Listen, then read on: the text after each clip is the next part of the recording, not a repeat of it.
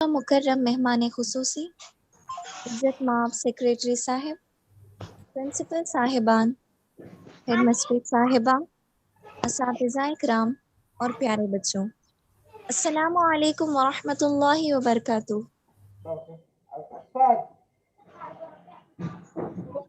السلام رحمۃ اللہ وبرکاتہ۔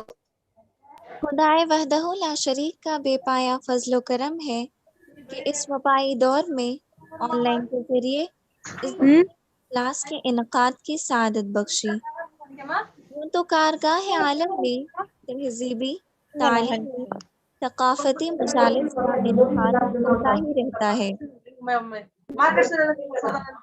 مگر دینی مجلسوں کی اور محفلوں کی حیثیت سب سے جدا گانا ہے، ان کا مقام سب سے بلند ہے، ان کی افادیت اور اہمیت سب سے رافع اور اعلیٰ ہے۔ ایسا اس لیے ہے کہ نسبت جتنی عظیم ہوتی ہے، محفل بھی اتنی عظیم و شان ہو جاتی ہے۔ جی ہاں، یہی وہ مجلس ہے جہاں ایمان و یقین کی دولت نصیب ہوتی ہے، خوابیدہ احساس پیدا ہوتے ہیں، سویا ہوا جمی جاگ اٹھتا ہے، غفلت و کاہلی کے پردے چاک ہوتے ہیں۔ تو آئیے بلا تاخیر اللہ تعالیٰ کے بابرکت کلام سے اس نورانی بزم کا آغاز کریں جو کہ دنیائے انسانیت کے لیے آخری کتاب ہے۔ اس تغیر پذیر عالم میں ہر شے بدل رہی ہے اور بدلتی رہے گی، موسم بدلیں گے، فضا بدلے گی، حکومتیں بدلیں گی، تہذیبیں بدلیں گی، افکار اور نظریات بدلیں گے، اقوام کی دھارمک کتابیں بدلیں گی، مگر قرآن نہیں بدلے گا۔ ہے قول خدا ارشاد نبی فرمان نہ بدلا جائے گا، بدلے گا زمانہ لاکھ مگر قرآن نہ بدلا جائے گا۔ آئیے انہی قرآنی اور کلام جاویدانی سے مجلس کا آغاز کریں، جس کے لیے میں آواز دیتی ہوں شمائلہ پروین کو کہ وہ کلام اللہ کی چند آیات تلاوت فرمائیں۔ شمائلہ پروین۔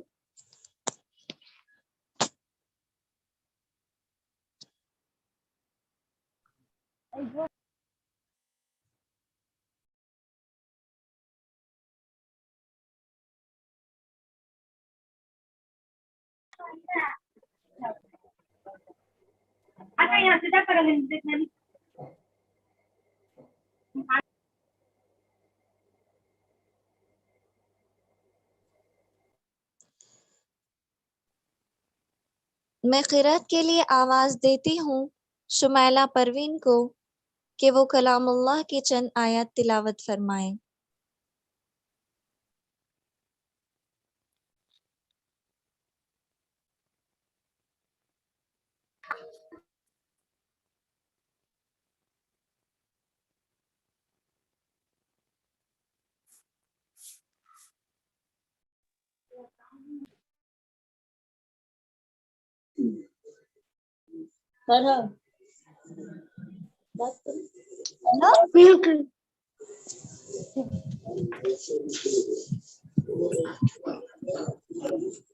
کون ہے انسان؟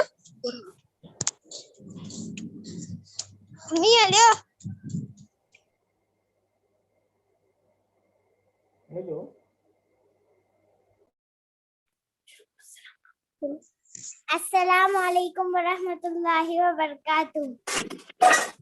اعوذ باللہ من الشیطان الرجیم، بسم اللہ الرحمن الرحیم۔ ألم نشرح لك صدرك ووضعنا عنك وزرك الذي أنقض ظهرك ورفعنا لك ذكرك فإن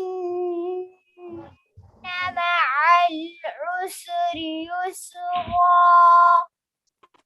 فإذا فرغت فانصب وإلى ربك فارغب صدق اللہ العظیم. ماشاء اللہ. محترم سامعین، اب مناسب بلکہ ضروری اور لازم معلوم ہوتا ہے کہ در نعت نبی وا کیا جائے، باب مدح نبی کھولا جائے. اس شعر کے ساتھ چمن میں جب کبھی باغبان کا ذکر ہوا تو اس سے ہوتے ہوئے بات پھول تک پہنچی، سرے عرش سے ایک روشنی حجاز تک گئی، خدا کی بات جو نکلی رسول تک پہنچی. میں نعت کا نذرانہ پیش کرنے کے لیے ڈائریکٹر ہلال کمپوزٹ پی یو کالج جناب ایم نیاز اللہ صاحب سے درخواست کرتی ہوں کہ وہ نعتیہ کلام پیش کریں. جناب ایم نیاز اللہ صاحب.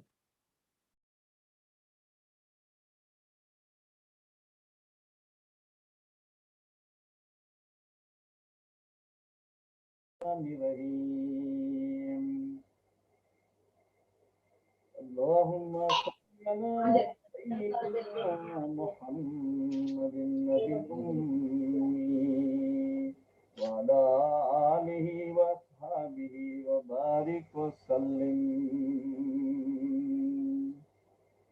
الحمد لله منشئ الخلق من آدم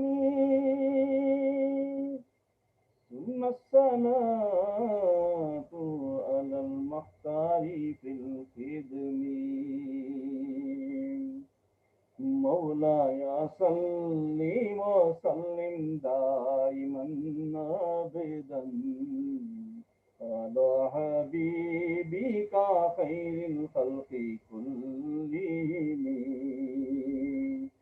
مولاي صل وسلم دائما أبدا على حبيبك خير الخلق كلهم.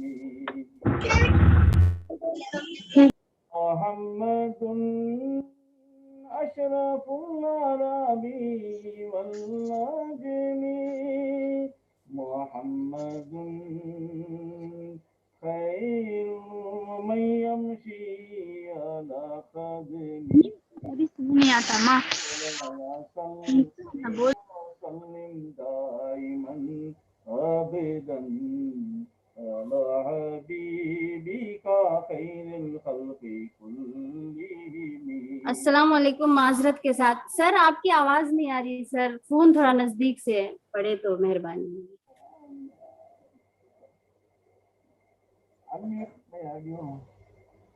Hello hello. جی سر. سر آپ کی آواز بہت سلو آ رہی سر، نہیں سنائی دے رہا فون میں.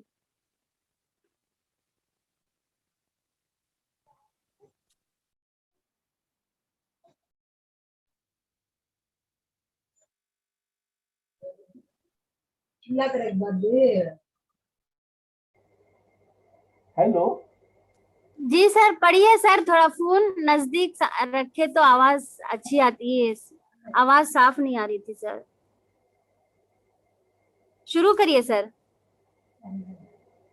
اعوذ باللہ من الشیطان الرجیم بسم اللہ الرحمن الرحیم. اللہم صل علی سیدنا محمد النبی الأمی وعلى آلہ واصحابہ وبارک وسلم. الحمد لله منشئ الخلق من آدم ثم الصلاة على المختار في الخدم. مولاي صل وسلم دائما أبدا على حبيبك خير الخلق كلهم. مولاي صل وسلم دائما أبدا على حبيبك خير الخلق كلهم. محمد أشرف العرب والعجم محمد خير من يمشي على خدمي مولاي صل وسلم دائما أبدا على حبيبك خير الخلق كلهم محمد ثابت الميثاق حافظه محمد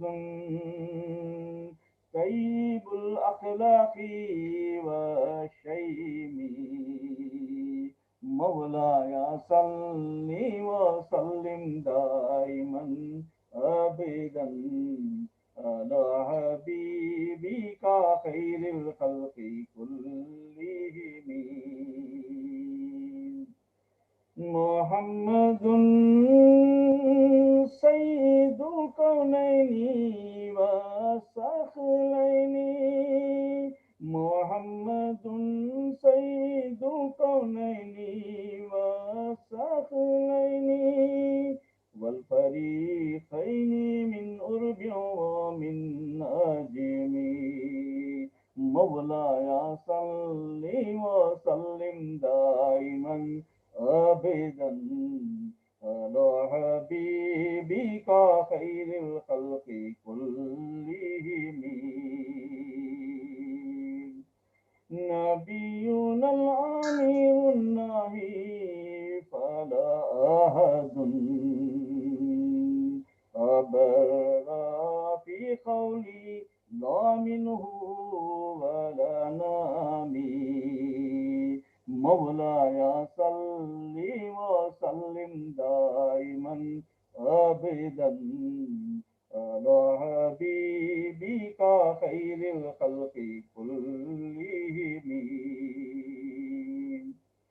هو الحبيب الذي ترجى شفاعته هو الحبيب الذي ترجى شفاعته بكل هول من أحوالي مقتهمي بكل هول من أحوالي مقتهمي مولاي صل وسلم دائما أبدا على حبيبك خير الخلق كلهم يا أكرم الخلق مالي من ألوذ به يا أكرم الخلق مالي من ألوذ به سواك عند حلول الحديث الأمامي سواك عند حلول الحديث الأمامي مولاي صل وسلم دائما أبدا على حبيبك خير الخلق كلهم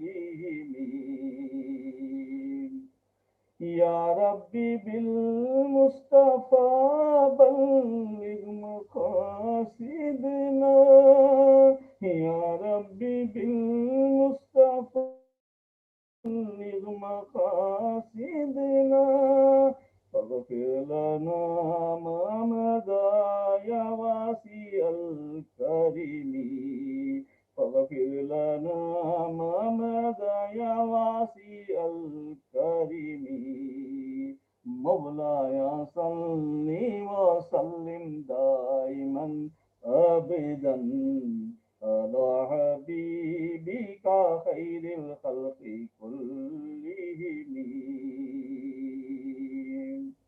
فاغفر لنا شدها واغفر لخاريها فاغفر لنا شدها واغفر لخاريها سألت سألتك الخير يا ذا الجود والكرم سألتك الخير يا ذا الكريم مولاي صل وسلم دائما أبدا على حبيبك خير الخلق كلهم مولاي صل وسلم دائما أبدا على حبيبك خير الخلق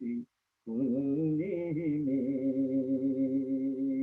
الصلاة والسلام على سيدي يا حبيبي يا رسول الله صلى الله عليه وسلم. माशाअल्लाह, हर गली अच्छी लगी, हर एक घर अच्छा लगा, वो जो आए शहर में तो शहर भर अच्छा लगा.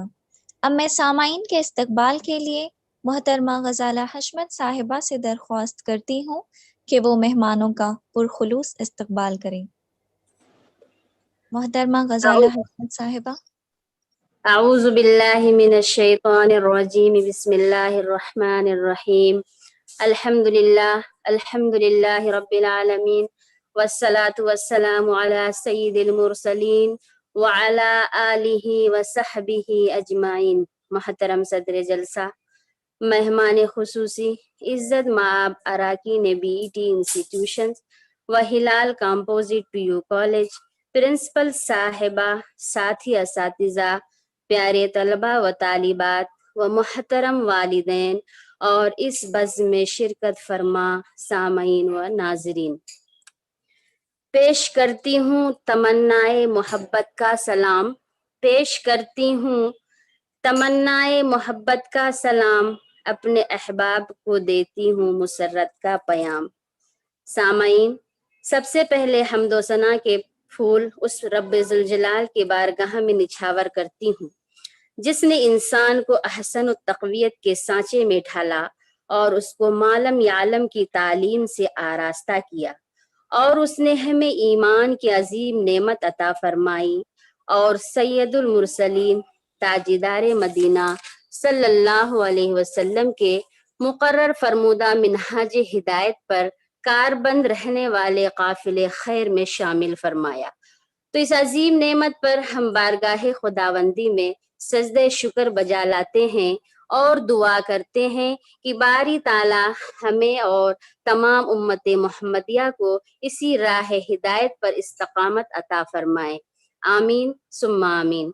آج استقبال رمضان پروگرام کے موقع پر مہمانوں کے استقبال کی ذمہ داری مجھ ناچیز پر ڈالی گئی ہے. آج کے اجلاس کے مہمان خصوصی عالی وقار و عظیم المرتبت ڈاکٹر محمد حاذق Nadwi, academic director دارالامور Tipu Sultan research centre, خطیب مسجد بی بی مراد شاہ، مولانا کی خدمات ازہر من الشمس ہیں. ان کے بارے میں کچھ کہنا سورج کو چراغ دکھانے کے مترادف ہے. سامعین، یہ ہماری خوش نصیبی ہے کہ مولانا موصوف آج ہماری اس تقریب کے صدر نشین ہیں. ہمارے طلبہ و طالبات، والدین و اساتذہ آپ کی مستجاب دعاؤں کے حقدار ہیں. آپ نے ہماری دعوت کو شرف قبولیت سے نوازتے ہوئے بلا کسی جھجک ہماری دعوت پر لبیک کہا. اللہ آپ کو اس کا نعم البدل عطا فرمائے. اس مبارک و مسعود موقع پر ہلال و BET ادارے کی جانب سے، اساتذہ اور طلبہ و طالبات کی جانب سے آپ کا بصمیم قلب استقبال کرتے ہیں اور اہلاً و سہلاً مرحبا کہتے ہیں. عزائم میں سمو لو اپنی دریاؤں کی طغیانی، عزائم میں سمو لو اپنی دریاؤں کی طغیانی، اٹھو اور بخش دو، اٹھو اور بخش دو ذروں کو تاروں کو درخشانی. اب میں اس محفل کے روح رواں جناب سیف اللہ صاحب، سیکریٹری ہلال و BET کالج کا اس شعر کے ساتھ اپنی اور ادارے کی جانب سے استقبال کرتی ہوں. اب ہوائیں ہی کریں گی روشنی کا فیصلہ، اب ہوائیں ہی کریں گی روشنی کا فیصلہ، جس دیے میں جان ہوگی وہ دیا رہ جائے گا.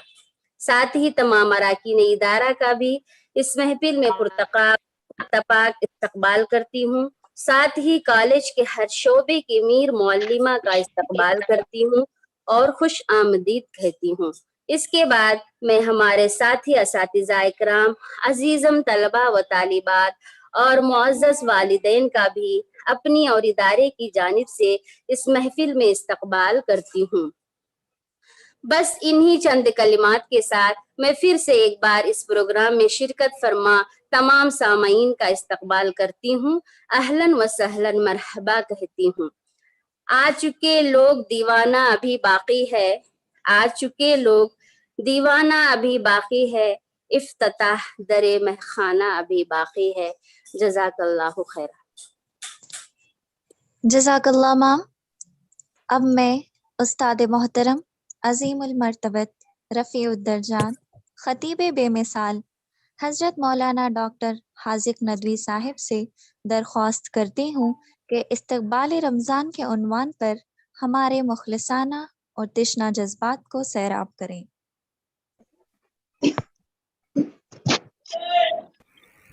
السلام علیکم ورحمۃ اللہ وبرکاتہ. آواز صاف آ رہی ہے؟ ہلو، آواز صاف سنائی دے رہی ہے؟ السلام علیکم ورحمۃ اللہ وبرکاتہ. آواز آ رہی ہے صاحب؟ سر آ رہی ہے، کلیئر ہے سر. ٹھیک ہے. کتنا وقت ہے میرے پاس؟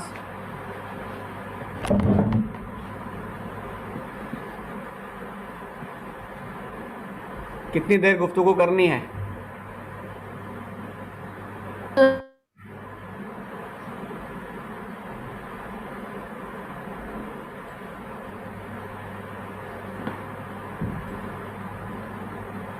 ہلو، گفتگو کتنی دیر کرنی ہے مجھے؟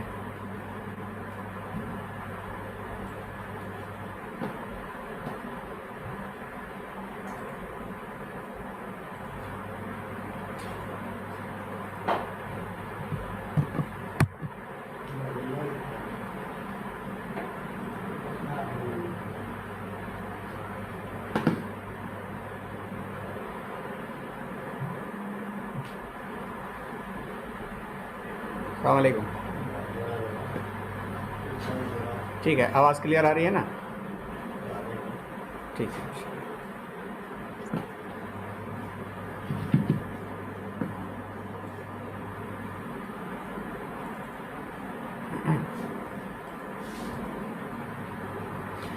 الحمد للہ رب العالمین والصلاة والسلام علی محمد وآلہ واصحابہ اجمعین.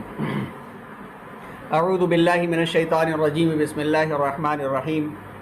یا ایھا الذین آمنوا کتب علیکم الصیام کما کتب علی الذین من قبلکم لعلکم تتقون.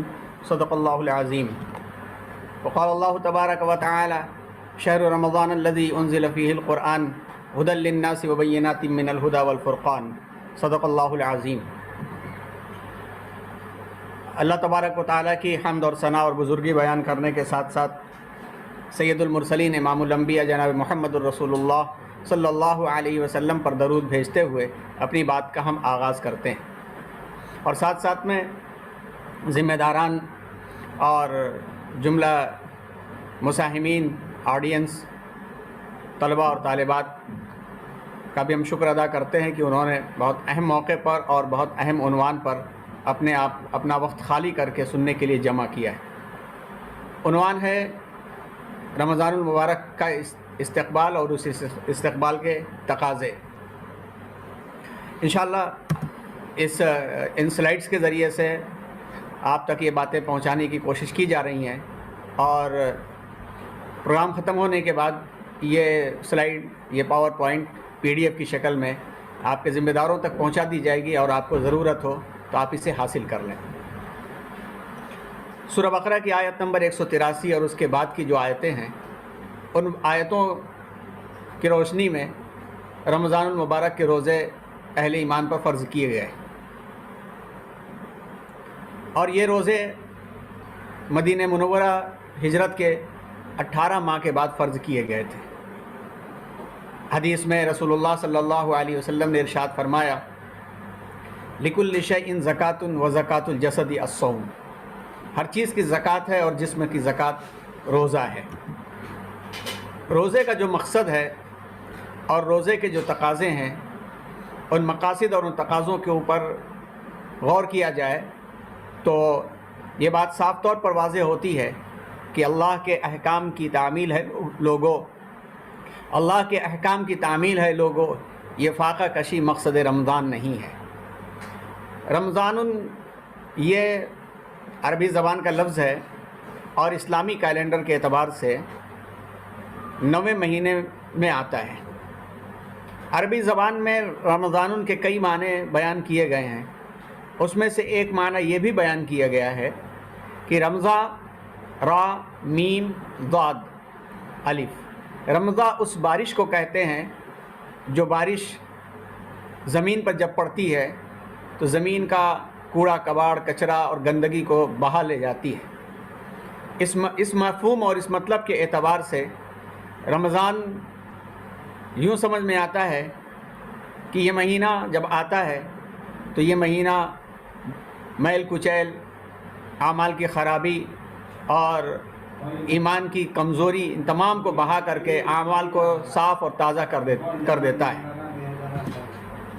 اسلام کا چوتھا اہم ستون ہے، اس کو ہم اپنی زبان میں روزہ کہتے ہیں، یعنی عربی میں اور قرآن میں الصوم کا لفظ استعمال ہوا ہے، لیکن لفظ روزہ یہ فارسی زبان کا لفظ ہے اور فارسی زبان سے اردو میں آیا اور اردو میں یہ مشہور ہو گیا اور معروف ہو گیا، اور آج اردو میں صوم کے مفہوم اور میننگ میں روزے کا استعمال کیا جاتا ہے۔ شریعت میں اسے صوم کہتے ہیں، جس کے معنی ہے کسی چیز سے رک جانا۔ صوم کے معنی ہے کسی چیز سے رک جانا، اور لٹریری ایکسپلینیشن یعنی اصطلاحی مفہوم کے اعتبار سے ہر عاقل بالغ مسلمان کے لیے لازم ہے کہ وہ اسلامی کیلنڈر کے 9ویں مہینے رمضان میں پورے ماہ صبح صادق سے لے کر غروب آفتاب تک کھانے پینے اور جنسی ضروریات سے رک جائے۔ خواہشات پر لگام، روح کی قوت، یہ روزے کے مقاصد میں خاص مقصد ہے کہ پورے سال انسان جسمانی ضرورت کی تکمیل میں اتنا گم ہو جاتا ہے کہ وہ اصل پیغام کو بھول جاتا ہے۔ اسی لیے روزے کے ذریعے اسے 1 ماہ کی تربیت دی جاتی ہے کہ اپنی خواہشات نفس پہ قابو پا کر جانوروں کی عادتوں کو اپنے اندر مغلوب رکھ کر تقوی اور اللہ کی محبت اور قربت کے لیے راہ ہموار کرے۔ اب اس کے اندر جو بات اہم آئی ہے وہ ہے تقوی، لعلکم تتقون۔ اب لعلکم تتقون کہا گیا ہے کہ اللہ تعالیٰ نے تم پر روزے فرض کیے جیسا کہ تم سے پہلے کی امتوں پر اللہ نے روزے فرض کیے تھے، لعلکم تتقون، تاکہ تم تقوی اختیار کرو۔ اب یہ تقوی رمضان کا خاص جب مقصد ہے تو اس کے واسطے قرآن مجید کی آیتوں پر غور کرنا پڑے گا، جیسا کہ آگے بھی انشاءاللہ تفصیلات آئیں گی کہ انہی آیتوں میں، یعنی سورہ بقرہ کی آیت نمبر 183 183، اور ہمیں امید ہے کہ اسٹوڈنٹس جو بیٹھی ہیں وہ پین کاپی لے کر کے بیٹھی ہوں گی، اگر نہ ہو تو ہاتھ میں پین کاپی رکھ لیں تاکہ کچھ پوائنٹس بتائے جائیں اور وہ چیزیں واضح کی جائیں تو وہ پوائنٹس نوٹ کر لیں اور بعد میں اس پر فردر اسٹڈی کریں، یعنی اس کا مطالعہ کریں۔ تو اسی مفہوم میں لفظ تقوی والی بات ہے کہ تقوی کے مفہوم کو جاننے کے واسطے قرآن مجید کی آیتوں پر غور کرنا پڑے گا۔ سب سے پہلے نقطہ نوٹ کریں، پوائنٹ نوٹ کریں کہ سورہ بقرہ جب شروع ہوتی ہے تو پھر اس میں یہ آیت آتی ہے کہ الف لام میم ذالک الکتاب لا ریب فیہ ھدی للمتقین، کہ یہ کتاب متقیوں کے لیے ہدایت ہے۔ اب متقی کون لوگ ہیں؟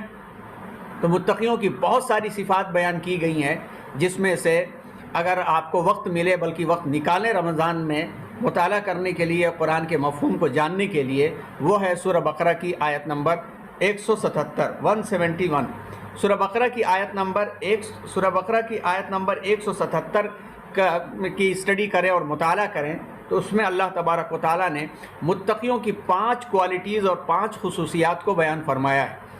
وہ آیت شروع ہوتی ہے لیس البر ان تولوا وجوہکم من قبل المشرق والمغرب، یہاں سے وہ آیت شروع ہوتی ہے اور شروع ہو کر کے متقیوں کی تعریف کے اوپر جا کر کے وہ آیت رکتی ہے۔ लअल्लकुम का मफ़हूम वहाँ भी समझ में आता है। तो इस आयत का भी मुताला करें और स्टडी करें। इसी तरह से और भी मकामात पर वजाहतें मिल जाएंगी। तो तक़वा कहते हैं बचने को, और तक़वा कहते हैं अपने आप को पाक और साफ़ करने को, तक़वा कहते हैं अल्लाह की मर्ज़ी के मुताबिक ज़िंदगी गुजारने को, तक़वा कहते हैं सुन्नत रसूल के मुताबिक ज़िंदगी गुजारने को, और तक़वा कहते हैं एहसास ज़िम्मेदारी को। एहसास ज़िम्मेदारी इस बात की कि अल्लाह के हुकूक़ हमारे ऊपर क्या हैं, और एहसास ज़िम्मेदारी है कि अल्लाह के बंदों के हुकूक़ हमारे ऊपर क्या हैं, और इसको अदा करना। और इसकी अदायगी के लिए रमज़ान बहुत अहम तरीन एक तरबियत गाह है, और उस तरबियत के ज़रिए से पूरे साल के लिए हमें एक लाएमल दे दिया जाता है, गाइडेंस दे दी जाती है और रहनुमाई दे दी जाती है। हज़रत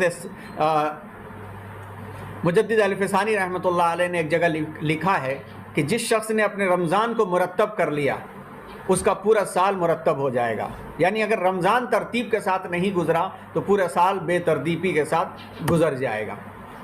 अब रमज़ान में हम जो अपने अंदर तब्दीली की राह देखते हैं और तब्दीली का रास्ता हम तलाशते हैं, उन तब्दीली की राहों में जो चीज़ें हमें बताई जाती हैं, सिखाई जाती हैं, उनको 4 हिस्सों में हमने यहाँ बयान किया है। एक तो जिस्मानी मशक्क़त, दूसरी रूहानी मुसर्रत, तीसरा निज़ाम मुरत्तब, चौथा मुसावात व मुअद्दद। जिस्मानी मशक्क़त, अल्लाह तबारक व तआला को भूखा रखवाना, और अल्लाह तबारक व तआला को भूख की कोई ज़रूरत नहीं, लेकिन अल्लाह ताला इसमें जिस्मानी मशक्क़त में डाल करके सब्र का मादा पैदा कराते हैं, और इस सब्र के मादे के ज़रिए से अल्लाह तबारक व तआला ये तरबियत देते हैं कि जिस्म के तकाज़ों पर और जिस्म की ख्वाहिशों पर इंसान अमल करते हुए कभी कभी बहुत दूर निकल जाता है, और उन ख्वाहिशात की वजह से रूह के तकाज़े दब जाते हैं। जिस्म के तकाज़े, जिस्म के खाने पीने और ज़बान के चटखारों को सामने रखते हुए बहुत मर्तबा ऐसा होता है कि इंसान नमाज से भी बेगाना हो जाता है, ज़िक्र अज़कार से बेगाना हो जाता है, और कुरान और उसकी आयतों से भी दूर हट जाता है। तो रमज़ान में ये जिस्म में खाने पीने से दूर अल्लाह तबारक व तआला करके रूह को मजबूत करने का काम करते हैं। और रूह की मजबूती क्या है? रूह की मजबूती अल्लाह पर यकीन, अल्लाह पर एतमाद और अल्लाह पर भरोसा।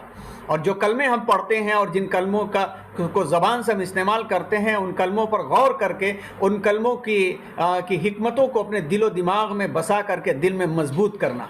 अब आप छोटी सी बात जो कलमे तय्यबा है, उन कलमे तय्यबा के तकाज़े भी हम कभी कभी जिस्मानी ज़रूरियात तकाज़े के तहत भूल जाते हैं, लेकिन जब जिस्म भूखा रहता है और इसमें एक मुरत्तब निज़ाम हमें दिया जाता है कि जो आम दिनों में हम अदा नहीं कर सकते, रमज़ानुल मुबारक में हम सही तरीके से अदा कर सकते हैं। तो किस वक्त खाना है, किस वक्त नहीं खाना है, ये एक निज़ाम है कि कह दिया गया रुक जाओ तो इंसान मुंह में पानी भी लिए रहे। सहरी का वक्त ख़त्म हो गया तो वो पानी उगल देता है और पानी मुंह में नहीं ले जाता। कह दिया गया कि खा लो तो इंसान क्या है, कितना भी चाहे कि रात भर हम भूखे रह सकते हैं, मगर इफ्तार का वक्त हो गया तो इसे इफ्तारी करना ही होता है। तो ये है एक मुरत्तब निज़ाम। इस निज़ाम के मुताबिक अपनी ज़िंदगी को बना लिया जाए, संवार लिया जाए तो ज़िंदगी, पूरी ज़िंदगी हमारी जो है संवर जाती है और आगे बढ़ जाती है। इसी तरह से जो चीज़ मुआसात और मुअद्दद जो चीज़ें हैं, उन चीज़ों में अहम चीज़ जो है वो है कि इंसान 12 महीने खाता पीता रहता है। एक महीना जब भूखा रहता है, भूख में उसे तकलीफ़ होती है, उसे प्यास लगती है, प्यास की शिद्दत महसूस होती है, भूख की तकलीफ़ महसूस होती है, तो उसके दिल और दिमाग में ये बात भी पैदा होती है कि जिन लोगों को पूरे साल ऐसी चीज़ें मैसर नहीं होती, मिलती नहीं है, तो उनके हालात क्या होते होंगे। तो इसके ज़रिए से दिल को नर्म किया जाता है और नर्म करके अल्लाह के बंदों के काम के खातिर, अल्लाह के बंदों के काम के खातिर तैयार किया जाता है। तो इन 4 बातों के बाद से अब आइए आगे एक एक करके बढ़ते हैं कि हमारे प्यारे आका जनाब मोहम्मद रसूलुल्लाह सल्लल्लाहु अलैहि वसल्लम ने एक मौके पर इस माह की मुबारकबाद के आमद की ख़बर यूँ दी थी, जैसा कि ये हदीस नसई के किताब सौ में मौजूद है कि सुनो सुनो तुम्हारे पास रमज़ान का महीना चला आता है। ये महीना मुबारक महीना है जिसके रोज़े अल्लाह ताला ने तुम पर फ़र्ज़ कर दिए हैं। इसमें जन्नत के दरवाज़े खोल दिए जाते हैं और दोज़ख के दरवाज़े बंद कर दिए जाते हैं और सरकश शयातीनों को क़ैद कर दिया जाता है। इसमें एक रात ऐसी मुबारक रात है जो 1000 रातों से बेहतर है। जो उसकी बरक़ात से महरूम रहा तो समझो कि वो नामुराद रहा। اب بخاری میں ایک روایت اس طرح کی ملتی ہے کہ آپ صلی اللہ علیہ وسلم نے ارشاد فرمایا من صام رمضان ایمانا و احتسابا غفر له ما تقدم من ذنبه، کہ جو شخص بحالت ایمان ثواب کی نیت سے رمضان کے روزے رکھتا ہے تو اس کے سابقہ گناہ بخش دیے جاتے ہیں۔ ایمان کی حالت، اب اس میں ایمان کی حالت کو ہمیں جاننے کی ضرورت ہے، جیسا کہ امام بخاری علیہ رحمہ بخاری میں ہی ایک جگہ پر ایک باب ایک چیپٹر انہوں نے لکھا ہے کہ الایمان و یزید و ینقص، کہ ایمان بڑھتا ہے اور ایمان گھٹتا ہے۔ ایمان بڑھتا کیسے اور ایمان گھٹتا کیسے ہے؟ جبکہ ایمان ایک کیفیت کا نام ہے۔ ایمان بڑھتا اس وقت ہے کہ جب انسان اپنی زندگی میں اپنے فیشن اور اپنا اٹھنا بیٹھنا اور اپنے جسم کے تقاضے کھانے پینے میں سے وقت نکال کر کے اللہ کا خیال رکھتا ہے، اللہ کے بندوں کا خیال رکھتا ہے، تو پھر ایمان کا لیول بڑھتا ہے۔ اور جب یوں ہی زندگی میں مصروف رہتا ہے تو ایمان کا لیول گھٹتا چلا جاتا ہے۔ اور تو ایمان کے اس کیفیت کے ساتھ اور ثواب کی نیت کے ساتھ جو شخص رمضان کے روزے رکھتا ہے اس کے سابقہ گناہ بخش دیے جاتے ہیں۔ دوسری حدیث اسی سلسلے کی آتی ہے، وہ بھی بخاری میں موجود ہے کہ من قام رمضان ایمانا و احتسابا غفر له ما تقدم من ذنبه، کہ جس نے رمضان میں بحالت ایمان ثواب اور ایمان اور ثواب کی نیت سے قیام کیا تو اس کے سابقہ گناہ بخش دیے جاتے ہیں۔ قیام لیل، رمضان کی بڑی خصوصیات میں سے ایک خصوصیت ہے قیام لیل۔ ابھی قیام لیل دو طرح سے واضح کیے گئے ہیں۔ ایک تو قیام لیل وہ ہے جو تراویح کے نام سے جانا جاتا ہے، اور دوسرا قیام لیل وہ ہے جو تہجد کے نام سے جانا جاتا ہے۔ تراویح سنت مؤکدہ قرار دی گئی ہے، اور صحابہ کرام کے زمانے سے لے کر کے دور حاضر تک متحدہ اور متفقہ طریقے پر امت مسلمہ نے اس کا اہتمام کیا ہے۔ اور اس اہتمام کی جو سب سے اہم جو خصوصیت ہے، وہ اہم خصوصیت تراویح کے اندر قرآن کا سنا جانا، قرآن مجید کا سنا جانا۔ اب تراویح کے اندر قرآن مجید کو جو سنا جاتا ہے اس کی حکمت کیا ہے؟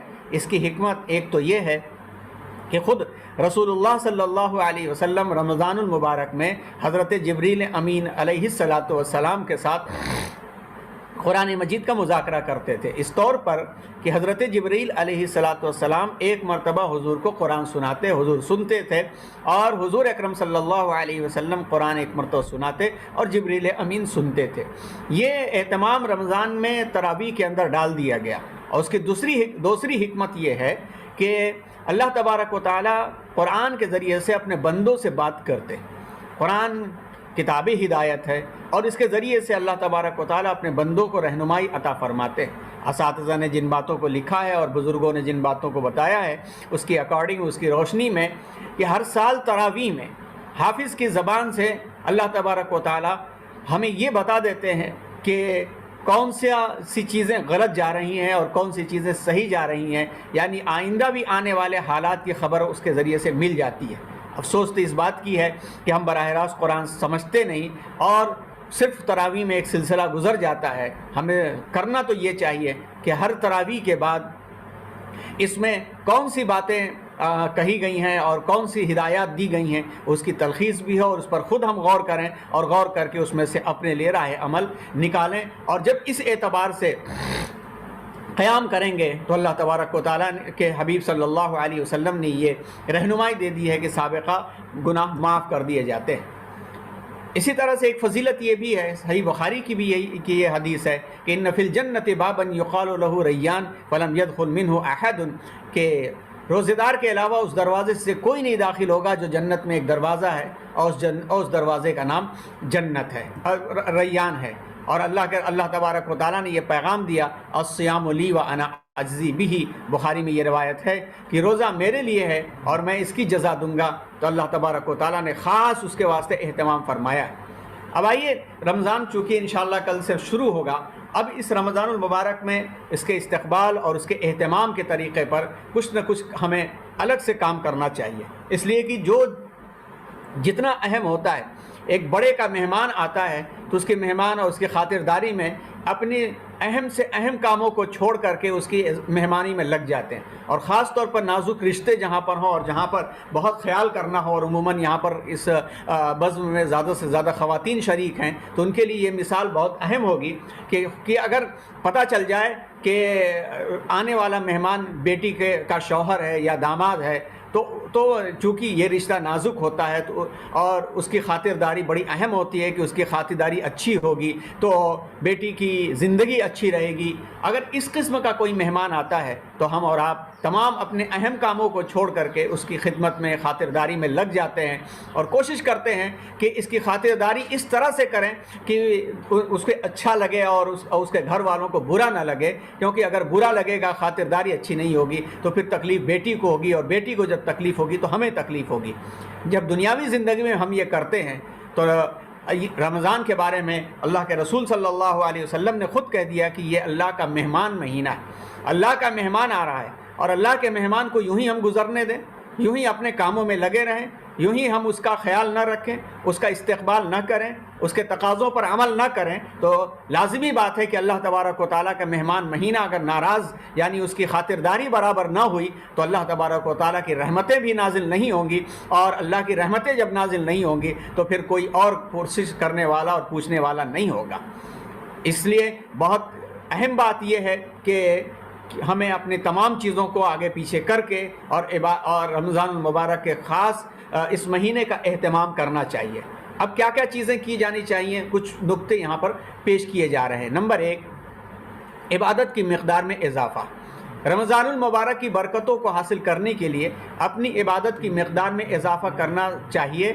دوسرے ایام میں جن نوافل کو پڑھنے کی توفیق نہیں ہوتی ان کو اس ماہ مبارک میں پڑھنے کی ہم سب کوشش کریں. اور ہم اچھی طرح سے جانتے ہیں کہ عبادتوں کا ثواب بڑھا دیا جاتا ہے, نفل کا سنت کے برابر, سنت کا فرض کا برابر, اور فرض کا ثواب 10 گنا اور 70 گنا بڑھا دیا جاتا ہے. تو یہ اضافہ جو ہو رہا ہے اس سے ہم استفادہ کریں اور فائدہ حاصل کریں. خاص طور پر عبادتوں کی مقدار میں اضافے کے سلسلے میں ہمیں چاہیے, اور اگر آپ کے پاس نوٹ بک اور پین ہو تو آپ پوائنٹ نوٹ کریں کہ دیکھ لیں کہ کون کون سی نفلیں ہیں.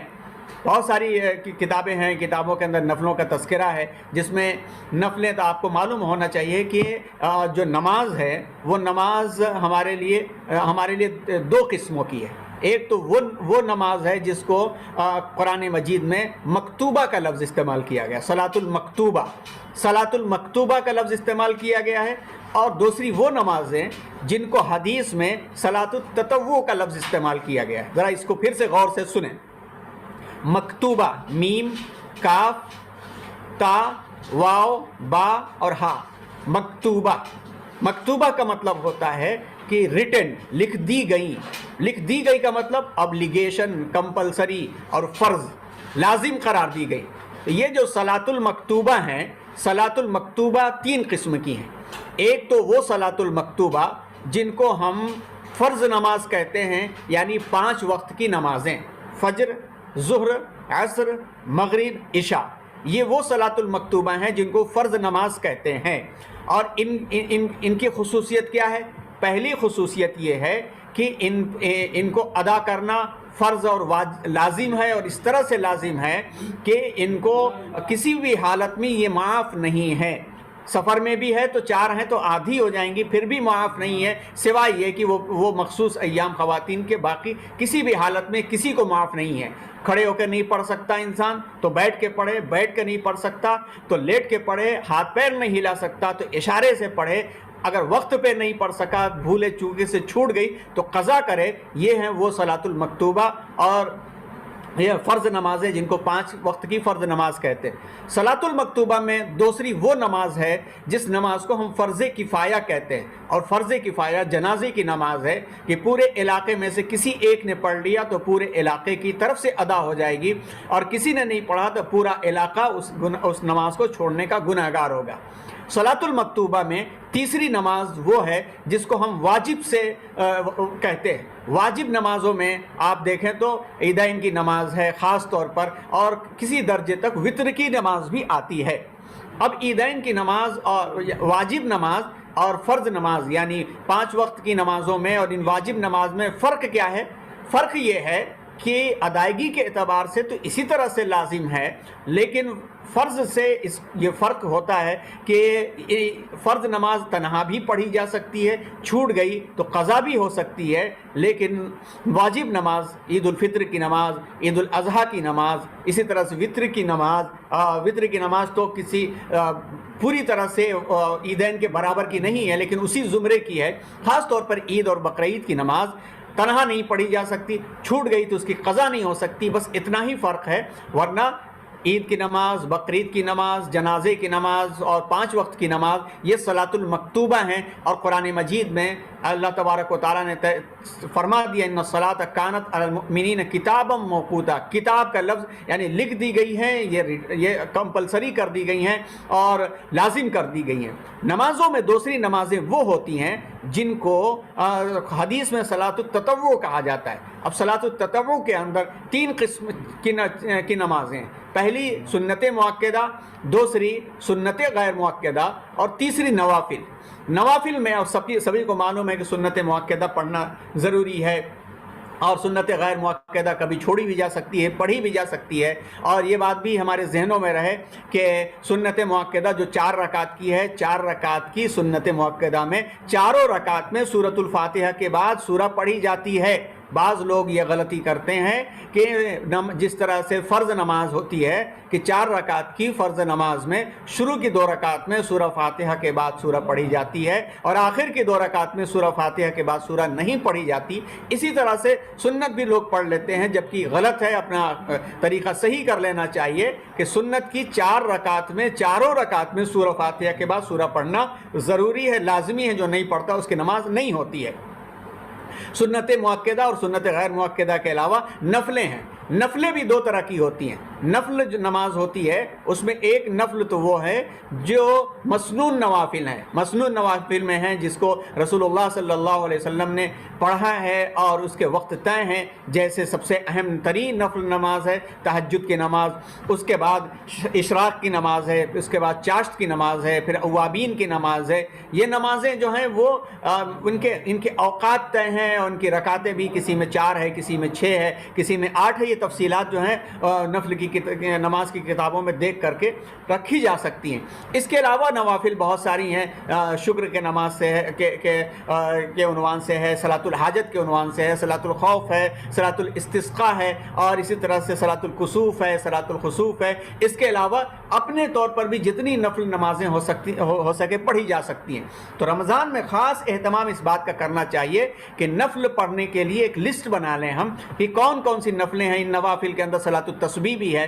कौन कौन सी नवाफिल नमाजें हैं जो साल भर नहीं पढ़ पाते हैं हम उसको रोज़ाना कोशिश करें, एक एक करके एक एक नमाज को एक एक दिन भी पढ़ें तो 10 दिन के अंदर उसका दौरानिया आ जाएगा। और नफल नमाज़ें पढ़ने से ज़्यादा इजाफा होता है। और नफल की अहमियत हम सब जानते हैं कि नफल की अहमियत इतनी ज़्यादा है कि रोज़े क़यामत जब नमाज़ें तौली जाएंगी और नमाज़ों के अंदर कहीं अगर क्रैक और ब्रेक्स निकले, यानी कहीं अगर कोई दुश्वारी कोई मुश्किल पेश आई कि कहीं फ़र्ज़ नमाज़ों के अंदर कोई कमी देखी गई तो हुक्म होगा कि इसकी नफल नमाज़ें देखी जाएं और नफल नमाज़ों के ज़रिए से फ़र्ज़ नमाज़ों को तक़वियत दी जाएगी। इसलिए ज़्यादा से ज़्यादा नफल नमाज़ें पढ़ने का एहतमाम करना चाहिए। तो नंबर 1, इबादत की मिक़दार में इजाफ़ा करने के लिए नफल नमाज़ों की तरफ तवज्जो की ज़रूरत है। नंबर 2, तिलावत कुरान करीम की कसरत।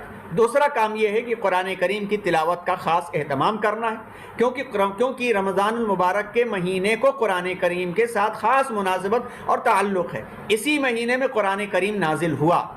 इरशाद मुबारक है, शहर रमज़ान अल्लज़ी उन्ज़िल फ़ीहिल कुरान, कि रमज़ान ही वो महीना है जिसमें कुरान नाजिल किया गया। अब यहाँ पर आप स्टूडेंट्स के जहन में ये सवाल आना चाहिए कि यहाँ तो कुरान में ये कहा गया कि रमज़ान में कुरान नाजिल हुआ, लेकिन हम लोग तो ये सुनते हैं कि कुरान 23 साल के अरसे में नाजिल हुआ। एक जगह और जो सूरतुल क़द्र है, इन्ना अंज़लनाहु फ़ी लैलतिल क़द्र, कि हमने इस कुरान को लैलतुल क़द्र में नाजिल किया, हमने इस कुरान को लैलतुल क़द्र में नाजिल किया। तो अब क्या ये मुनासिबत है और क्या इसकी अहमियत है कि लैलतुल क़द्र में कुरान नाजिल हुआ है और लैलतुल क़द्र में नाजिल हुआ और कहा जा रहा है कि कुरान कहा जा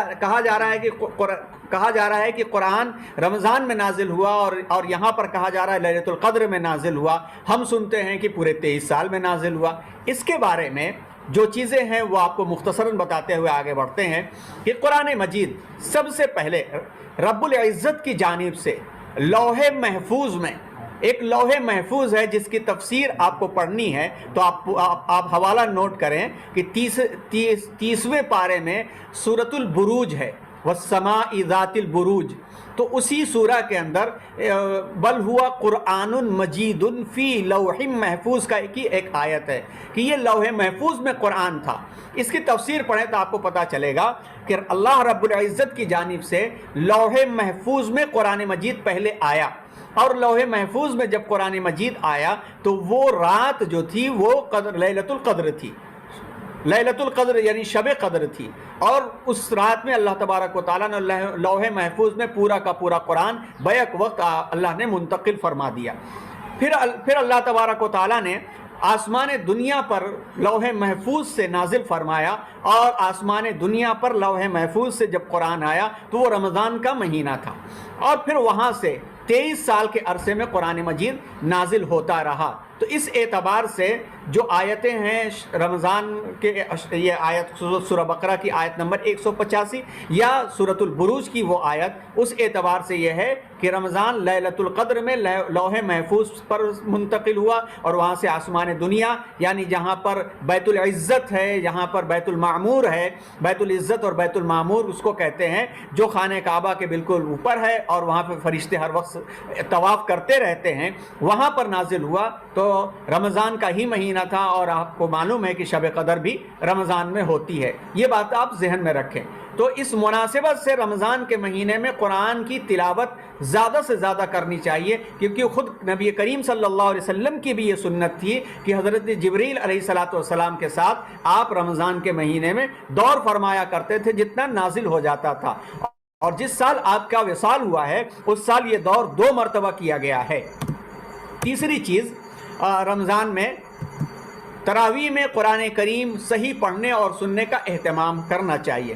اس مہینے میں ہر مومن کو اس بات کی بھی فکر کرنی ضروری ہے کہ تراویح میں قرآن مجید صحیح اور صاف صاف پڑھا جائے، جلدی اور حروف کو کاٹ کر پڑھنے سے پرہیز کیا جائے، کیونکہ اس طرح قرآن کریم پڑھنا اللہ کے کلام کی عظمت کے خلاف ہے۔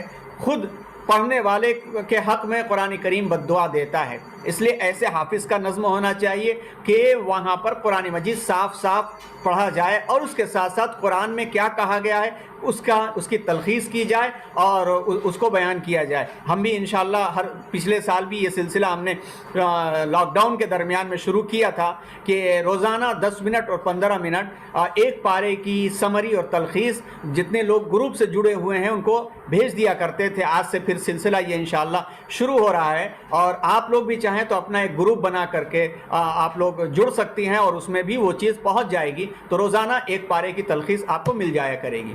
نمبر 4، استغفار کی کثرت۔ چوتھا کام یہ کرنا چاہیے کہ اپنے گناہوں سے توبہ کرنی چاہیے۔ حضرت کعب ابن عجرہ رضی اللہ عنہ سے مشہور حدیث ہے کہ ایک مرتبہ نبی کریم صلی اللہ علیہ وسلم نے ممبر کی یعنی مسجد نبوی کے ممبر کی پہلی، دوسری اور تیسری سیڑھی پر قدم رکھتے ہوئے آمین فرمایا۔ ایک پر کہا آمین، پھر دوسرے پر قدم رکھا، کہا آمین، تیسرے پر قدم رکھا، کہا آمین۔ بعد میں صحابہ نے پوچھا تو آپ صلی اللہ علیہ وسلم نے ارشاد فرمایا کہ جبریل امین علیہ السلام میرے سامنے آئے تھے، جب میں نے ممبر کے پہلے زینے پر قدم رکھا تو انہوں نے کہا کہ ہلاک ہو جائے وہ شخص جس نے رمضان المبارک کا مہینہ پایا پھر بھی اس کی مغفرت نہ ہوئی۔ میں نے کہا آمین۔ دوسرے پر جب قدم رکھا تو جبریل نے کہا، حضرت جبریل علیہ السلام نے کہا کہ ہلاک ہو جائے وہ شخص جس نے اپنے ماں باپ کو پایا اور ان کی خدمت کر کے اپنے آپ کو نجات والا نہیں بنایا۔ میں نے کہا آمین۔ تیسرے پر قدم رکھا تو کہا انہوں نے کہ ہلاک ہو جائے وہ شخص جس کے سامنے آپ کا مبارک نام لیا جائے اور وہ درود نہ پڑھے، یعنی آپ کے سامنے اس کے سامنے محمد کا نام آ جائے اور وہ کم از کم صلی اللہ علیہ وسلم نہ کہے۔ تو میں نے کہا آمین۔ اس معاملے کے اندر جو پہلی بات ہے کہ رمضان کے مہینہ بھی پایا اور مغفرت نہ ہوئی، اس کے لیے جب تک گناہوں کو یاد کر کے توبہ نہیں کریں گے تب تک چیزیں آگے نہیں بڑھیں گی۔ نمبر 5، دعا کا اہتمام۔ رمضان المبارک کی برکات کو حاصل کرنے کے لیے دعاؤں کا اہتمام بھی بہت لازم ہے۔ بہت ساری روایات میں روزہ دار کی دعا کے قبول ہونے کی بشارت دی گئی ہے۔ حضرت ابو ہریرہ رضی اللہ عنہ سے مروی ہے کہ رسول اللہ صلی اللہ علیہ وسلم نے فرمایا، ثلاثۃ لا ترد دعوتہم، اسی میں ہے الصائم حتی یفطر، کہ 3 آدمیوں کی دعا رد نہیں ہوتی ہے، ضرور قبول ہوتی ہے۔ ایک روزے دار کی دعا جو افطار کے وقت کی ہوتی ہے، دوسرے عادل بادشاہ کی، تیسرے مظلوم کی بد دعا جو اللہ تعالیٰ آسمان پر بادلوں کے اوپر اٹھا لیتے ہیں اور آسمان کے دروازے اس کے لیے کھول دیے جاتے ہیں اور ارشاد ہوتا ہے کہ میں تیری ضرور مدد کروں گا، چاہے کسی مصلحت کی وجہ سے کچھ دیر ہو جائے۔ تو دعا کی قبولیت کے اوقات خاص طور پر 2 بہت اہم ہیں، ایک تو تہجد کا وقت، دوسرا افطاری کا وقت۔ اور یہ بڑی افسوس کی بات ہے کہ تہجد کے وقت میں عموماً سحری کی تیاریاں اور سحری کے دسترخوان لگانے میں گزر جاتا ہے، اور افطاری میں افطاری لگاتے وقت میں وقت گزر جاتا ہے۔ ہمیں چاہیے کہ یہ قربانی نہ دیں اور آگے پیچھے کر کے گھر کے لوگوں کو سمجھا کر کے افطار پہلے لگا لیں اور سحری کا کام پہلے کر لیں یا بعد میں کر لیں۔ اس وقت کو ضائع ہرگز نہ کریں اور دعا کا اہتمام کریں۔ نمبر 6، صدقات کی کثرت۔ رمضان المبارک میں نفلی صدقات سے بھی زیادہ دینے کی کوشش کرنا چاہیے۔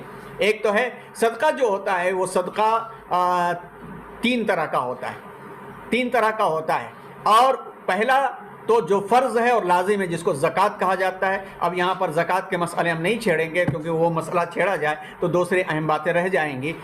دوسرا ہے صدقہ واجب جس کو فطرہ کہتے ہیں جو رمضان المبارک میں ہے اور یا نظر کا ہے۔ تیسرا وہ ہے جو یوں ہی انسان دیتا رہتا ہے اور صدقہ نکالنے سے بلائیں ٹلتی ہیں، صدقہ نکالنے سے اللہ تبارک و تعالیٰ اس کا 10 گنا عطا فرماتے ہیں۔ من جاء بالحسنۃ فلہ عشر امثالھا۔ تو رمضان المبارک میں نفلی صدقات بھی زیادہ سے زیادہ دینے کی کوشش کرنا چاہیے۔ حدیث شریف میں ہے کہ رسول اکرم صلی اللہ علیہ وسلم کی سخاوت کا دریا پورے سال ہی معجزن رہتا تھا، لیکن ماہ رمضان المبارک میں آپ صلی اللہ علیہ وسلم کی سخاوت ایسی ہوتی تھی جیسے جھونکے مارتی ہوئی ہوائیں چلتی ہیں۔ جو شخص بھی آپ صلی اللہ علیہ وسلم کے پاس آتا اس کو ضرور نوازتے۔ لہٰذا ہم کو بھی اس بابرکت مہینے میں اس سنت پر عمل کرتے ہوئے صدقات کی کثرت کرنی چاہیے۔ نمبر 7، کھانے کی مقدار میں کمی۔ 7ویں چیز جس چیز کا لحاظ رمضان المبارک کے مقصد کو حاصل کرنے میں معاون ہے، کھانے کی مقدار میں کمی کرنا چاہیے۔ اور افسوس کی بات ہے کہ یہ مہینہ کھانے کی مقدار میں کمی کا مہینہ ہے، لیکن ہم نے اس مہینے کو ایسا استعمال بنا دیا ہے کہ غیر مسلمین یہی جانتے ہیں کہ مسلمانوں کی یہ کھانے کا مہینہ ہے کہ پورے دن بھوکے رہتے ہیں اور پوری رات کھاتے ہیں، کیونکہ روزے کا مقصد ایسا ہے کہ جو شہوانی خواہشات ہیں اور جانوروں کی خواہشات ہیں صرف کھانے پینے کا اس کو کم کیا جائے، اور فرشتوں کی جو خصوصیات ہیں یعنی نورانی اور روحانی خصوصیات ہیں ان کو بڑھایا جائے، اور زیادہ کھانے سے یہ غرض فوت ہو جاتی ہے کہ اتنا سحری کھا لی جائے کہ آدھے دن تک کھٹی ڈکاریں آتی رہیں، اور اتنی افطاری کھا لی جائے کہ تراویح تک جو ہے کھڑے ہونا مشکل ہو جائے۔ یہ روزے کا مقصد نہیں ہے، اس کے اندر ہمیں کمی کرنا چاہیے۔ نمبر 8، گناہوں سے پرہیز۔ رمضان المبارک میں خاص طور پر گناہوں سے پرہیز کرنا نہایت ضروری ہے۔ ہر مومن کو یہ طے کر لینا چاہیے کہ اس برکت اور رحمت اور مغفرت کے مہینے میں آنکھ، کان اور زبان کا غلط استعمال نہ ہو، جھوٹ، غیبت، چغل خوری اور فضول باتوں سے مکمل پرہیز کریں۔ حضرت ابو ہریرہ رضی اللہ تعالیٰ عنہ سے روایت ہے کہ رسول اللہ صلی اللہ علیہ وسلم نے ارشاد فرمایا، من لم يدع قول الزور والعمل به فليس لله حاجة في ان يدع طعامه وشرابه رواہ البخاری۔ جو آدمی روزہ رکھتے ہوئے بھی باطل کام کرے، باطل کلام نہ چھوڑے، تو اللہ تبارک و تعالیٰ کو اس کے بھوکا پیاسا رکھنے کی کوئی ضرورت نہیں ہے۔ ایک حدیث میں شریف میں ہے کہ حضرت ابو ہریرہ رضی اللہ تعالیٰ عنہ سے مروی ہے کہ حضور اکرم صلی اللہ علیہ وسلم نے ارشاد فرمایا، رب صائم لیس له من صیامہ الا الجوع ورب قائم لیس له من قیامہ الا السحر۔ بہت سے روزے دار ایسے ہیں کہ ان کو روزہ کے ثمرات، روزے کے نتائج میں سے بھوکا رہنے کے علاوہ کچھ بھی حاصل نہیں ہوتا۔ بہت سے شب بیدار ایسے ہیں کہ ان کو رات میں جاگنے کی مشقت کے سوا کچھ بھی حاصل نہیں ہوتا۔ مطلب یہ ہے کہ آدمی اگر گناہوں سے نہ بچے تو روزہ، تراویح اور تہجد سب بیکار ہیں۔ اب آئیے اس جہاں پر ابھی تعارفی گفتگو ہوئی ہے، اس کے ساتھ ساتھ روزے کے طبی فوائد پر بھی ایک نظر کرتے ہوئے آگے بڑھتے ہیں۔ روزے کے طبی فوائد کے عنوان پر اس عنوان پر ہماری ایک کافی لمبی گفتگو ہو چکی ہے، اس میں سے تلخیص آپ کے سامنے پیش کی جاتی ہے۔ حدیث جو ابھی شروع میں پڑھی گئی ابن ماجہ کی کہ روزہ جسم کی زکوٰۃ ہے، اس حدیث مبارکہ کا مفہوم یہ ہے کہ جس طرح زکوٰۃ مال کو پاک کر دیتی ہے، اسی طرح روزہ جسم کی زکوٰۃ ہے، اور اس کے ادا کرنے سے جسم تمام بیماریوں سے پاک ہو جاتا ہے، بلکہ کذب، غیبت، حسد اور بغض جیسی باطنی بیماریوں سے بھی نجات مل جاتی ہے۔ اگر سنت کے اصول کے مطابق روزہ رکھا جائے تو روزہ ہمیں صحت مند رکھنے، ہمارے امراض کو دفع کرنے اور مختلف بیماریوں کے خلاف ہماری قوت مدافعت بڑھانے میں انتہائی مفید ثابت ہوگا اگر سنت کے مطابق رکھا جائے۔ اور اس میں دیکھتے ہیں ہم کہ رسول اللہ صلی اللہ علیہ وسلم سنت کے مطابق کس طرح سے روزہ رکھتے تھے۔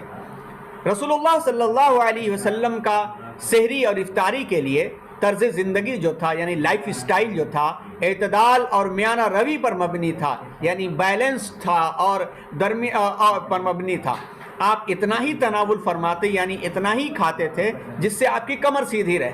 آپ صلی اللہ علیہ وسلم سحری کے لیے کوئی مخصوص کھانا نہیں تناول فرماتے تھے، جو بھی مل جائے آپ کھا لیتے تھے، لیکن آپ نے کھجور کے بارے میں تعریف کرتے ہوئے فرمایا، ابو داؤد میں یہ حدیث ہے کہ مومن کی بہترین سحری کھجور ہے۔ روزے دار کے لیے تازہ کھجور سے روزہ افطار کرنا مستحب ہے۔ اگر تازہ کھجور نہ ملے تو پھر جو بھی کھجور میسر ہو اس سے روزہ کھول لے، اگر یہ بھی نہ ہو تو پانی سے روزہ کھول لے۔ ابو داؤد اور ترمذی نے حضرت انس رضی اللہ عنہ سے روایت کیا ہے کہ رسول اللہ صلی اللہ علیہ وسلم نماز پڑھنے سے پہلے تازہ کھجوریں کھا کر روزہ افطار کرتے، اگر تازہ نہ ملتی تو جو بھی کھجوریں ملتی جس کو چھوارا کہتے ہیں اس سے روزہ افطار کرتے تھے، اور وہ بھی نہ میسر ہوتی تو آپ پانی کے چند گھونٹ بھر لیتے تھے اور اس سے افطار کیا کرتے تھے۔ اب سنت کے اصول کے مطابق روزہ اور جسمانی صحت مندی، اب آپ دیکھیں تو اس سلسلے میں جو روزے ملتے ہیں اسلامی اصولوں کے اندر، اس میں ایک تو رمضان کے فرض روزے، دوسرے شوال کے 6 عید کے روزے، تیسرے یوم عاشورہ یعنی غیر حاجی کے لیے یوم عرفہ کا روزہ، چوتھا ایام 20 یعنی چاند کی 13، 14 اور 15 تاریخ کا روزہ، پانچواں پیر اور جمعرات کا روزہ، اور چھٹا صوم داؤدی۔ اس کی تفصیلات میں نہ جاتے ہوئے مختصر یہ بات عرض کریں کہ جو سنت میں اور جو احادیث میں روزے ملتے ہیں، ان روزوں کو بھی دیکھا جائے اور ان روزوں کو بھی اگر سنت کے تقاضے کے مطابق ان روزوں کو بھی سنت کے تقاضے کے مطابق رکھا جائے تو انشاءاللہ تبارک و تعالی جسمانی بہت ساری سے فائدے حاصل ہوتے ہیں۔ اب آئیے روزے کے بارے میں میڈیکل ایسپیکٹ بھی دیکھتے ہوئے آگے بڑھیں۔ ایک Allan Cott fasting as way of life کے عنوان پہ ان کی ایک کتاب ہے، وہ لکھتے ہیں fasting brings a wholesome physiological rest for the digestive tract and central nervous system and normalise metabolism, یعنی روزے سے انسان کے نظام انہضام یعنی معدہ اور دماغی نظام کو مکمل طور پر آرام ملتا ہے اور غذا کے ہضم کرنے کا عمل نارمل حالت پہ آ جاتا ہے۔ اسی طرح سے روزے سے زہریلی مادوں کی صفائی ہوتی ہے۔ امریکہ کی انڈیانا یونیورسٹی کے ریسرچ محقق ڈاکٹر جیمس بالچ لکھتے ہیں، جو کتاب کا نام ہے پرسکرپشن فرام نیچرل ہیلنگ، روزے کی وجہ سے چونکہ جسم خوراک کو ہضم کرنے میں مشغول نہیں ہوتا، اس لیے جسم کے لیے ممکن ہو جاتا ہے کہ وہ اپنے اندر سے زہریلے مادوں کو خارج کر سکے، جس سے جسم کو شفا یابی ہوتی ہے۔ آج کل ہر شخص جانتا ہے کہ کولیسٹرول کے کتنی بڑی بڑی کارکردگیاں ہوتی ہیں۔ کولیسٹرول کی سبب جو ہے انسان دل کے امراض کا کتنا شکار ہوتا ہے، کولیسٹرول کی زیادتی کے سبب جسم موٹا کیسے ہوتا ہے، کولیسٹرول کی زیادتی کے سبب جسم میں کتنی بیماریاں پیدا ہوتی ہیں، یہ غیر مسلم محققین ہیں جو اس بارے میں لکھتے ہیں، اور ہمارے رسول صلی اللہ علیہ وسلم نے پہلے عمل کر کے بتا دیا کہ روزے کو کس تقاضے کے مطابق رکھنا ہے۔ شرط یہ ہے کہ روزہ سنت کے مطابق رکھا جائے، نہ یہ کہ ہمارے طرز کے مطابق رکھا جائے کہ اتنا کھایا جائے کہ جسم صحیح ہونے کے بجائے بیمار پڑ جائے۔ روزے سے جسم اور خون کی کیمسٹری پر برے اثرات نہیں پڑتے۔ روزے کے جسم پر جو مثبت یعنی پازیٹیو ایسپیکٹ آتے ہیں، اثرات مرتب ہوتے ہیں، ان میں سب سے زیادہ یہ ہے کہ خون کے روغنی مادے میں ہونے والی جو تبدیلیاں ہوتی ہیں اس سے دل کے لیے مفید چکنائی یعنی ہائی ڈینسٹی لیپوپروٹین جو ہوتی ہے HDL کی سطح میں تبدیلی ہوتی ہے، جس سے دل اور شریانوں کو تحفظ یعنی رگوں کو تحفظ حاصل ہوتا ہے۔ دن میں روزہ کے دوران خون کی مقدار میں کمی آتی ہے، یہ اثر دل کو فائدہ مند اور آرام پہنچاتا ہے، اس سے ہمیشہ بڑھے ہوئے خون کی سطح کم رہتی ہے۔ ایسے ہی عمان یونیورسٹی کے ریسرچ اسکالر ڈاکٹر سلیمان، انہوں نے سن 1404 ہجری کے رمضان میں ایک ریسرچ کیا، ایک تحقیق کی، جو ریسرچ اور تحقیق ان کی کتاب کے اندر ہے، the effects of fasting during Ramadan by doctor Suleman, November 1987 یہ کتاب میں موجود ہے۔ انہوں نے اس کا خلاصہ یہ ہے کہ 24 مرد اور 26 خواتین کو رمضان کے شروع میں ٹیسٹ کے بعد روزے رکھوائے گئے، اور روزہ مکمل ہونے کے بعد تحقیق کی گئی تو اس کا نتیجہ یہ نکلا کہ ان روزے دار مرد و خواتین کا 4 کلو سے 6 کلو کا وزن کم ہوا، لیکن خون میں تمام اجزاء کی مقدار بالکل نارمل رہی، جو خون اور جسم کی کیمسٹری پر برے اثرات مرتب نہ ہونے کا پیش خیمہ ہے، دلیل ہے۔ اور یہ تو بہترین ہے کہ جو لوگ ڈائٹنگ کے ذریعے سے دبلے ہوتے ہیں، ان کو دبلے ہونے کے ساتھ ساتھ ان کے جسم میں کچھ نہ کچھ کمی ہو جاتی ہے اور بلڈ کیمسٹری پر بھی برا اثر پڑتا ہے۔ لیکن اگر روزے کو، جیسا کہ ابھی بات آئی کہ ایک یا دو کھجور کھا کر کے سحری کی جائے، 1 یا 2 کھجور کھا کر کے روزہ رکھا جائے اور چند دن ایسے روزے رکھ لیے جائیں تو جسم کے اندر کے بہت سارے مضر مادے دور ہو جاتے ہیں۔ اسی طرح سے سعودی منتھلی میگزین پیج نمبر 173 کے اندر یہ بات لکھی گئی ہے کہ روزہ خلیوں یعنی سیلز کے درمیان اور جو سیلز سیپس ہوتے ہیں اور جو لیکوڈز ہوتے ہیں ان کے درمیان وہ ایک بیلنس بناتا ہے، توازن قائم رکھتا ہے۔ چونکہ روزے سے سیال مادوں یعنی لیکوڈ جو چیزیں ہوتی ہیں اس میں کمی آ جاتی ہے، جس سے سیل کے عمل میں بڑی حد تک سکون پیدا ہوتا ہے۔ یہ بات یہ سمجھ میں آئی کہ روزہ سے ہیلپر ٹی سیل کی مقدار بڑھ جاتی ہے، جو آرمی کے فیلڈ مارشل کی مانند ہوتی ہے، جو جسم کے تمام دفاعی خلیوں کو کنٹرول کرتے ہیں اور اس میں داخل ہونے والے ہر قسم کے جراثیم کے خلاف جنگ کی تیاری کرتے ہیں۔ ایسے ہی جسمانی امراض سے دوری میں بھی روزہ بہت مفید ہے اور دماغی امراض سے دوری میں بھی روزہ بہت مفید ہے۔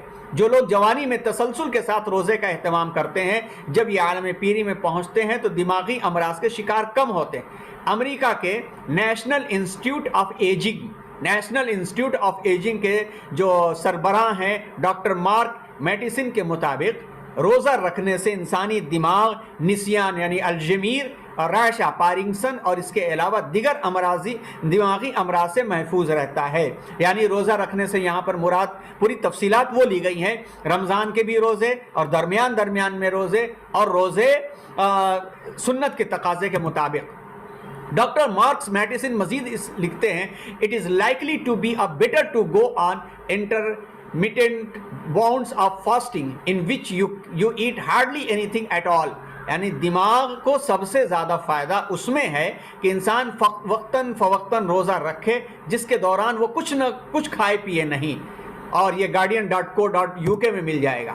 عمل ہائبرنیشن اور روزہ۔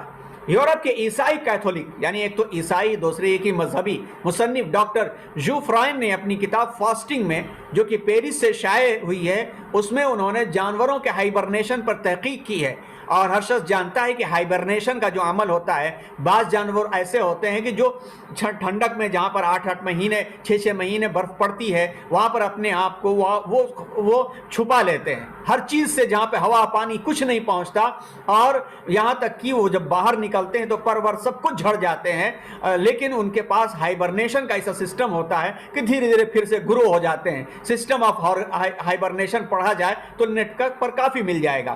تو وہ یہ لکھتے ہوئے انہوں نے یہ دعویٰ کیا ہے کہ انسانوں کو بھی ہر سال 40 روزے رکھنے چاہیے، اور عیسائیت میں ایک جگہ پہ 40 روزے کا تذکرہ بھی ملتا ہے۔ اور ہم بھی دیکھیں تو سنت کے مطابق روزہ رکھنے میں یقیناً 40 روز کا تو ہمیں وقفہ مل ہی جاتا ہے۔ ایک تو یہ دیکھیں کہ رمضان کے 30 روزے، پھر عید کے یعنی شوال کے جو 6 روزے جس کو عید کہا جاتا ہے، جس کے بارے میں کہا جاتا ہے کہ جس نے شوال میں 6 روزے رکھ دیے تو پورے سال روزہ رکھنے کا ثواب ملتا ہے۔ اسی طرح سے محرم کی 9ویں 10ویں کا روزہ دیکھ لیا جائے، ایسے ہی بقرعید سے پہلے یوم عرفہ کا روزہ دیکھ لیا جائے تو 39 روزے تو ایسے ہی بن جاتے۔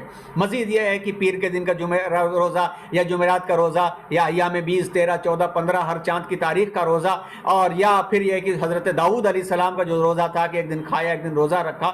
اس اعتبار سے اگر ہمارا عمل ہو جائے اور سنت کے مطابق اگر روزے رکھے جائیں تو جسم پر اور دماغ پر سارے اثرات بہت اچھی طرح سے مرتب ہوتے ہیں۔ تو یہ وہ باتیں تھی جو روزے کے تعلق سے اور استقبال رمضان کے عنوان پر بات تھی۔ اب آخر میں 3 باتیں اور بھی آپ کے سامنے عرض کر کے اپنی بات پوری کرتے ہیں۔ کل سے جو عشرہ شروع ہوگا، یعنی رمضان 3 حصوں میں بٹا ہوا ہے۔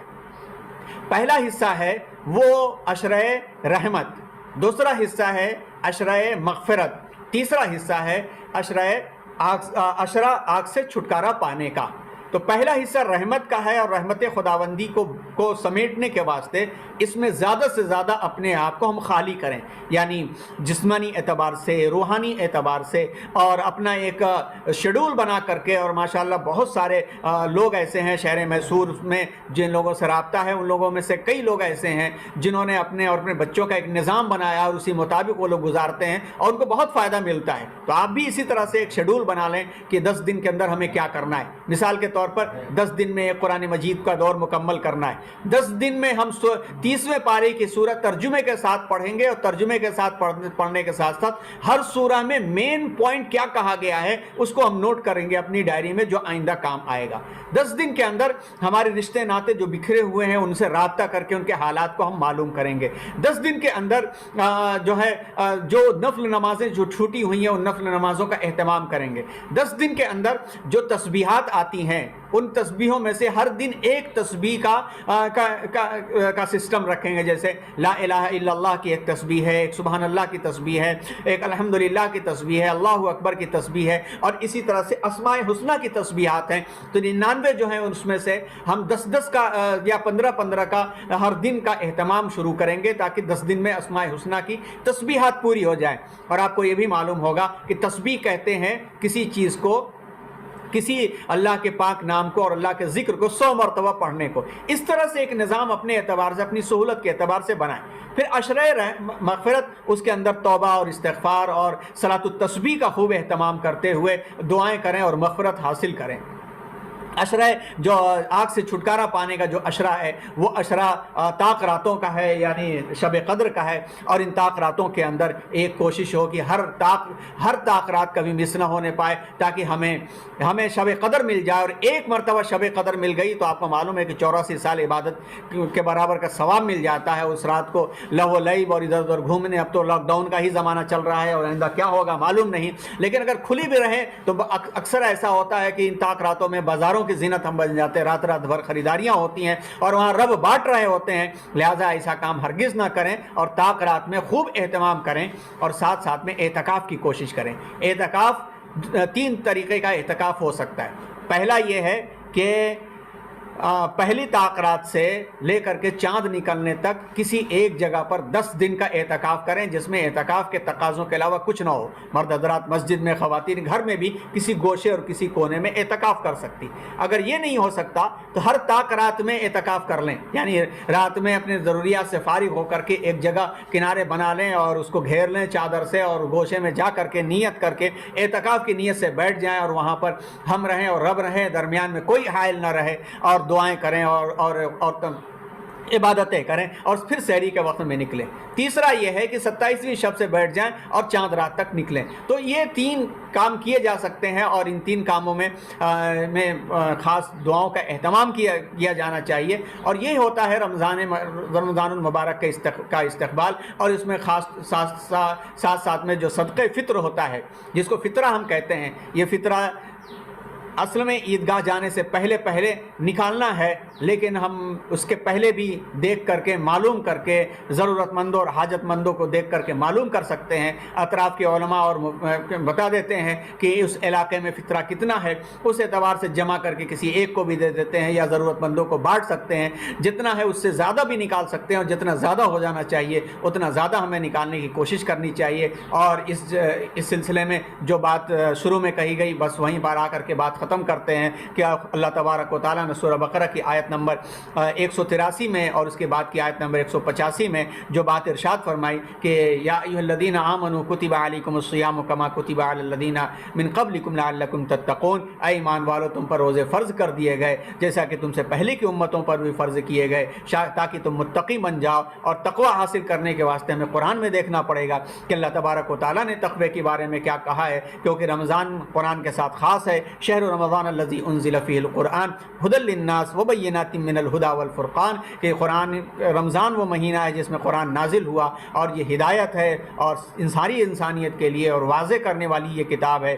اور اسی کو ہم سورۃ الفاتحہ میں اہدنا الصراط المستقیم جب کہتے ہیں کہ اللہ ہمیں صراط مستقیم کی طرف لے چلیے، تو اللہ تعالیٰ کہتے ہیں کہ یہ کتاب ہے، اس میں ھدی للمتقین ہے۔ جو احساس ذمہ داری کے ساتھ اس سے ہدایت کی راہ تلاشے گا تو وہی متقیوں میں شامل ہوگا۔ اور متقین کی تعریف کرتے ہوئے سورہ بقرہ کی آیت نمبر 177 کا بھی ہم نے حوالہ دیا، اور اس میں اللہ تعالیٰ نے اولئک هم المتقون کا لفظ استعمال کیا ہے، اور وہ 5 خصوصیات دیکھی جائیں۔ ان 5 خصوصیات کو دیکھ کر کے رمضان المبارک میں خاص اہتمام کی کوشش کی جائے۔ اللہ تبارک و تعالیٰ ہم سب کو صحیح طریقے پر رمضان المبارک کو ادا کرنے اور رمضان سے فائدہ حاصل کرنے کے لیے کہ توفیق عطا فرمائیں، اور خاص طور پر اپنی دعاؤں کے اہتمام میں یہ دعا بھی شامل فرمائے کہ اللہ تعالیٰ ہمارے گناہوں کو معاف فرما کر کے صورتحال کو واضح کر کے وائرس سے ساری انسانیت کو محفوظ کرتے ہوئے ہمیں بھی امن و امان کے ماحول میں عید الفطر ادا کرنے کی توفیق عطا فرمائے۔ اور عید الفطر جس طرح سے اللہ کے رسول صلی اللہ علیہ وسلم نے عید الفطر ادا کی ہے، اسی طرح سے عید الفطر ہمیں ادا کرنے کی توفیق عطا فرمائے۔ تو ان باتوں پر اپنی بات کو ہم مکمل کرتے ہیں۔ شکریہ اور جزاک اللہ کہ آپ حضرات نے سنا اور موقع یہ مجھے دیا۔ اللہ تعالیٰ ہم سب کو صحیح طریقے پر رمضان المبارک ادا کرنے کی توفیق عطا فرمائے۔ سبحان آمین وآخر دعوانا ان الحمد للہ رب العالمین۔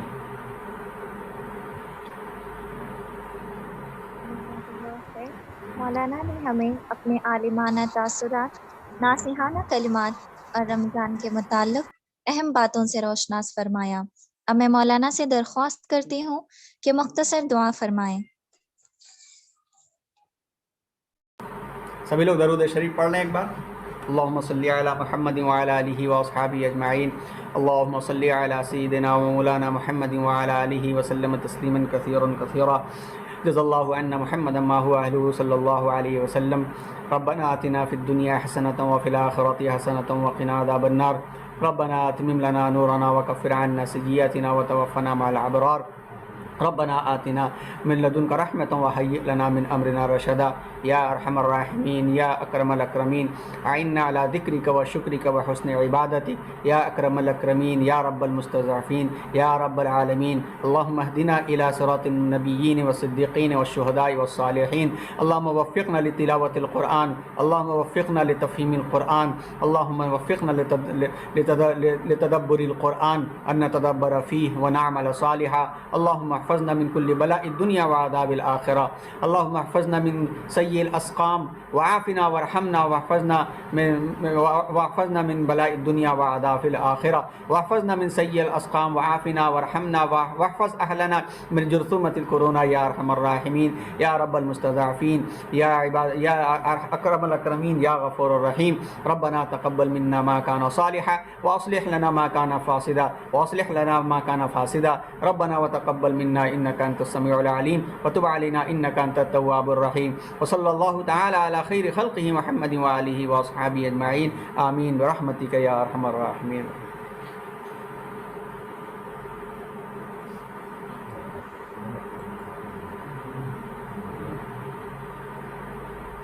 خوش قسمتی کہ آپ کہاں ہم کہاں ذروں کو آفتاب بنانے کا شکریہ۔ میں شکریہ کے لیے محترمہ حاجرہ صاحبہ سے درخواست کرتی ہوں کہ سامعین کا شکریہ ادا کریں۔ محترمہ حاجرہ۔ السلام علیکم ورحمۃ اللہ وبرکاتہ۔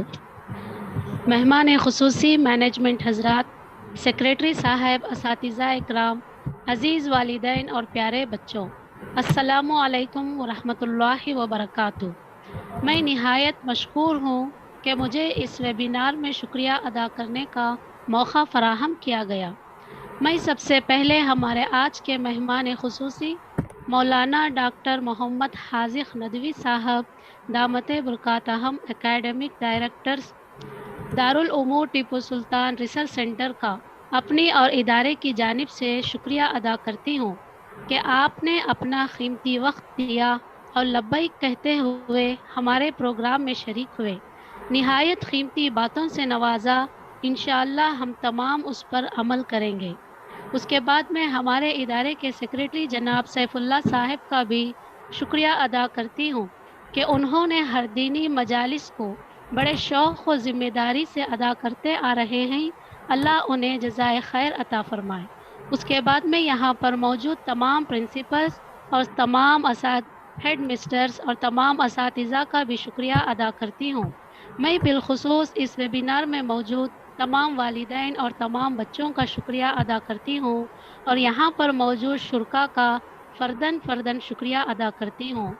آخر میں شعبہ دینیات اور ادارے کی جانب سے عائشہ مہر مام کا بھی شکریہ ادا کرتی ہوں کہ انہوں نے باقاعدہ اس پروگرام میں ہمارا ساتھ دیا۔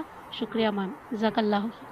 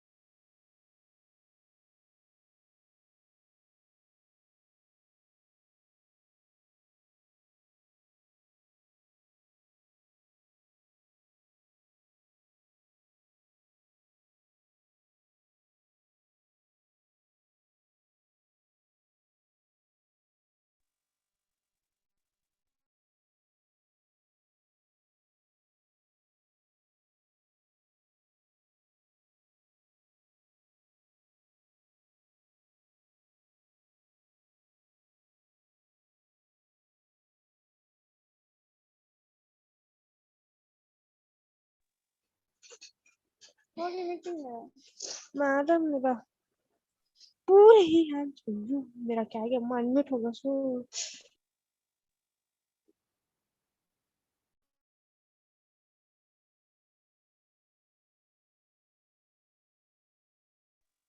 सुब्हानल्लाहि व बिहम्दिहि सुब्हानकल्लाहुम्मा व बिहम्दिका व नशहदु अन ला इलाहा इल्ला अंता नस्तगफिरुका व नतूबु इलैक।